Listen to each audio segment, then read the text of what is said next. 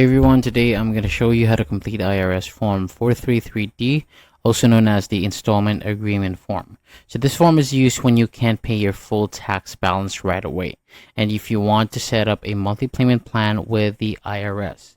It helps you stay compliant while paying your taxes over time instead of all at once. So let's go to it step by step. So at the top of the form, start with your basic information, enter your full name and address exactly as it appears on your tax return. Then on the right side, add your social security number or employer identification number. If this is a joint liability, include your spouse's information as well. And right below that, enter your phone numbers so the IRS can contact you if needed. Next, move down to the section about your tax details. So in here, you'll list the type of taxes that you owe and the tax periods. Then write the total amount owed as of the date you're completing the form. And in the next line, you'll see where you agree to pay the balance.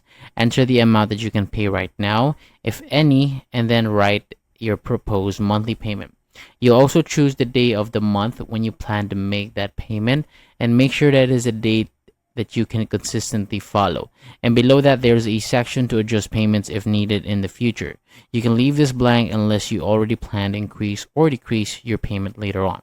Next, review the terms of the agreement. There's also a small box where you initial to confirm that you understand and agree to the conditions. If you want to pay using direct debit, fill out the banking section, enter your routing number and account number carefully. So this allows automatic monthly payments from your bank account. If you're not using direct debit, you can skip that part, but there's a check box to indicate that. And finally, sign and date the form at the bottom. If it's a joint agreement, your spouse also needs to sign.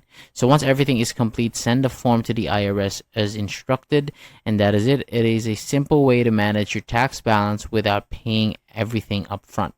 Thank you so much for watching. For more videos like this, hit the subscribe button below, and I'll see you on the next video.